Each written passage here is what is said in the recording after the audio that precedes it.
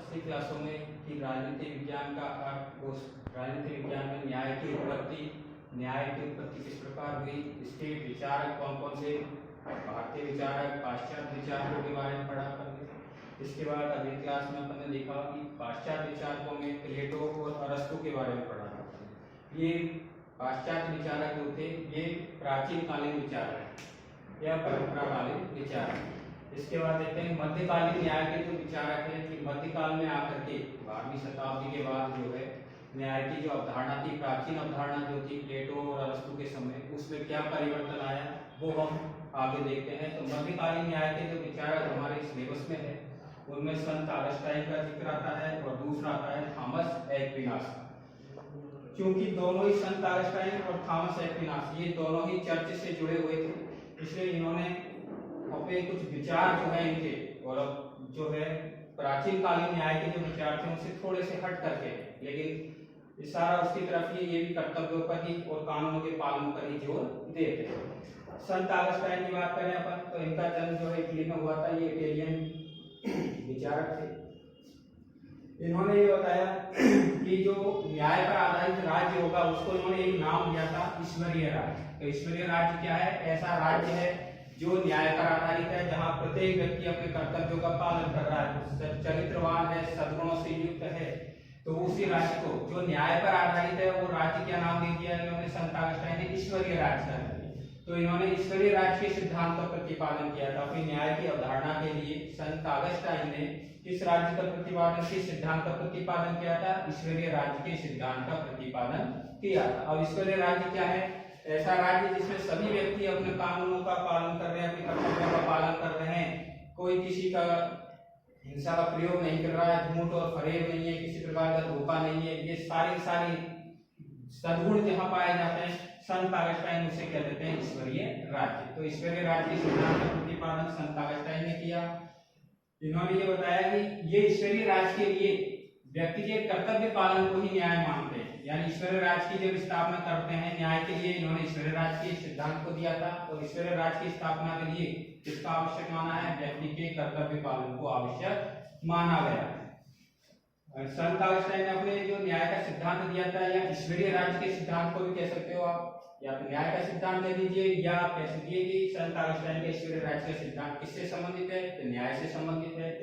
ये ईश्वरीय राज्य न्याय का जो सिद्धांत दिया था संत ऑगस्टाइन के द्वारा, ये एक पुस्तक लिखी गई थी, द सिटी ऑफ गॉड। इस पुस्तक में उन्होंने ये सिद्धांत दिया था और उन्होंने उन्हीं के शब्दों में लिखा था कि न्याय क्या है। ये जो अपन पढ़ेंगे इन्वर्टेड कॉमास के अंदर, ये वही चीजें हैं जो संत ऑगस्टाइन ने अपनी पुस्तक द सिटी ऑफ गॉड में लिखी। क्या लिखा है इन्होंने? जिन राज्यों में न्याय विद्यमान नहीं है वे केवल चोर उच्चकों की खरीद फरोख्त मात्र है। इसका देखिए इनकी क्या बात अर्थ निकलता है इनकी भाषा का। जिन राज्यों में न्याय विद्यमान नहीं है, न्याय का मतलब जो आप व्यक्ति अपने कर्तव्यों का पालन नहीं कर रहे हैं, वहाँ अहिंसा की जगह हिंसा है, सच ईमानदारी की जगह बेईमानी है, सच की जगह झूठ का प्रयोग किया जा रहा है, धोखे का प्रयोग, कपट का प्रयोग किया जा रहा है। तो द सिटी ऑफ गॉड पुस्तक लिखी थी संत ऑगस्टाइन ने और उन्होंने लिखा था कि जिन राज्यों में न्याय विद्यमान नहीं है, न्याय विद्यमान का मतलब है कि जहाँ व्यक्ति अपने कर्तव्यों का पालन नहीं कर रहे हैं, एक व्यक्ति दूसरे व्यक्तियों के कार्य क्षेत्र में हस्तक्षेप कर रहा है, जो है ईमानदारी का प्रयोग नहीं हो रहा, वहाँ कपट और छल का प्रयोग किया जाता है, हिंसा का प्रयोग हो रहा है, तो ऐसे राज्य को क्या नहीं मान सकते अपन? न्याय पर आधारित राज्य नहीं मान सकते। और न्याय पर आधारित राज्य को ये क्या कहते थे? क्या नाम दे दिया है इन्होंने? ईश्वरीय राज्य का नाम दे दिया है। तो जिन राज्यों में न्याय विद्यमान नहीं है वे केवल चोर उच्चकों की खरीद फरोख्त है। यहाँ दो शब्द आए हैं जिनसे है चोर उच्चकों की खरीद फरोख्त। चोर उच्चकों और खरीद फरोख्त का मतलब होता है बेईमानी से है। चोर उच्चकों का मतलब कपट या झूठ या छल वगैरह जो भी है, या ऐसी व्यवस्था, ऐसा राज्य, ऐसा शासक जो प्रजा के प्रति अपने कर्तव्यों का पालन नहीं कर रहा है, प्रजा शासक के कर्तव्यों का, शासक राज्य के प्रति कर्तव्यों का पालन नहीं कर रही है। तो कहने का मतलब चोर उच्चकों और खरीद फरोख्त का एक व्यंग्यात्मक शब्द लिया है और इनका मतलब है कि उसमें प्रत्येक व्यक्ति, चाहे शासक वर्ग है या शासित वर्ग है, प्रजा वर्ग है, दोनों ही अपने कर्तव्यों का पालन ईमानदारी से नहीं कर रहे। अब देखते हैं कि ईश्वरीय संत ऑगस्टाइन ने कभी कभी एक नंबर में पूछ लिया जाता है कि संत ऑगस्टाइन ने जो अपने न्याय का सिद्धांत दिया है वो किस पुस्तक में दिया है? तो पुस्तक का नाम याद होना चाहिए। संत अगस्तीन ने न्याय के सिद्धांत के लिए कौन सा सिद्धांत प्रतिपादित किया था? तो ईश्वरीय राज्य के सिद्धांत का प्रतिपादित किया।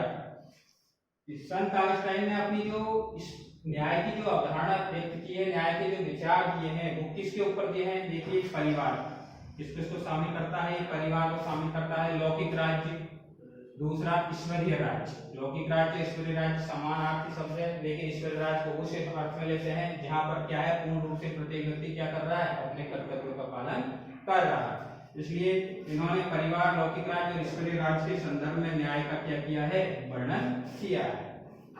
दूसरे संत आते हैं इसी तरह से संत थॉमस एक्विनास। ये भी मध्यकालीन संत हैं, मध्यकालीन न्याय के विचारक हैं। इन्होंने ये कहा है कि न्याय जो है वो कानून से संबंधित है। प्रत्येक, इसका मतलब है कि न्याय तभी स्थापित होगा किसी राज्य समाज में जब प्रत्येक व्यक्ति क्या करेगा? व्यवस्था के द्वारा, समाज के द्वारा निर्धारित जो कानून है, जो विधि है, उनका अपना पालन करेगा, तो ही जो है न्याय की स्थापना हो सकती है। तो ये न्याय को किससे संबंधित मानते हैं? कानून से संबंधित मानते हैं। न्याय तभी स्थापित होगा जो कानून का पालन किया जाएगा। न्याय और कानून आपस में संबंधित मानते हैं।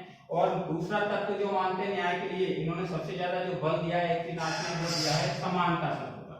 दो चीजें आती है, कानून और समानता। तो एक्विनास कहते हैं कि न्याय कानून से संबंधित है और समानता को ये न्याय का मूल तत्व मानते हैं। मान के चलिए प्रत्येक व्यक्ति कानूनों का पालन कर रहा है तो वह न्याय स्थापित हो गया, लेकिन कानून प्रत्येक वर्ग के लिए, प्रत्येक व्यक्ति के लिए जो समाज में रह रहा है उनके लिए समान रूप से लागू नहीं है। उनमें भेदभाव, उनको लागू करने के लिए भेदभाव किया गया है, किसी को ज्यादा अधिकार दिए गए हैं, या समाज में भेदभाव है, असमानता है, अस्पृश्यता है, ऐसी जो वातावरण वहां स्थित है, तो उस स्थिति में भी चाहे अपन कितने भी कानूनों का पालन करें व्यक्ति या समाज के रहने वाले व्यक्ति जो है, लेकिन फिर भी अगर समानता नहीं है तो भी वहां पर न्याय की स्थापना नहीं होगी। ये बाकी जो समानता शब्द है ये अपने जो है भारतीय विचारकों में पढ़ा था कि जो मनु और जो है कौटिल्य विचारक थे, वो भी न्याय को समानता पर और निष्पक्षता पर बल देते थे कि न्याय जो है समानता पर आधारित नहीं होना चाहिए, उसको लागू करते समय समानता का ध्यान रखना बहुत ही ज्यादा अनिवार्य तत्व माना गया है। तो उन्होंने भी यही बात कहा था, एक्विनास भी यही कहता है कि न्याय जो है कानून से संबंधित है और समानता को न्याय का मूल तत्व माना गया है। अब इन्होंने क्या न्याय की परिभाषा दी अपने शब्दों में? इन्होंने कहा है कि व्यवस्थित एवं अनुशासित जीवन व्यतीत करते हुए, प्रत्येक व्यक्ति व्यवस्थित और अनुशासित जीवन का मतलब है कि प्रत्येक व्यक्ति अपने ही कर्तव्यों का पालन कर रहा है, अपने ही क्षेत्र में अपना कार्य कर रहा है, दूसरों के कार्य क्षेत्र में हस्तक्षेप नहीं कर रहा है। तो व्यवस्थित एवं अनुशासित जीवन व्यतीत करते हुए क्या करें? प्रत्येक व्यक्ति अपने कर्तव्यों का पालन करें, तो उसी स्थिति में, उस स्थान पर, उस राज्य में, उस क्षेत्र में क्या स्थापित हो जाएगा? न्याय की स्थापना हो जाएगी। दोनों ही एक ही चीज को कहते हैं। ये भी कहते हैं कर्तव्य पालन को क्या माना है इन्होंने? न्याय माना है। और ये कहते हैं व्यवस्थित और अनुशासित जीवन व्यतीत करते हुए, ये भी क्या किस पर जोर देते हैं? कर्तव्यों के पालन पर जोर देते हैं। तो उसी को ही इन्होंने न्याय माना है। तो मध्यकालीन न्याय की अवधारणा पूछे या मध्यकालीन न्याय की कौन कौन से विचारक हैं, तो अपन को काफी विचारक हैं, अपन चाहे तो ले सकते हैं, सेवाइन वगैरह है, लेकिन इनको लेने के लिए अपने कोर्स में सिर्फ सिलेबस में दो ही हैं, संत अगस्टाइन और थॉमस एक्विनास। ठीक है बच्चों, नेक्स्ट क्लास में आगे पढ़ेंगे।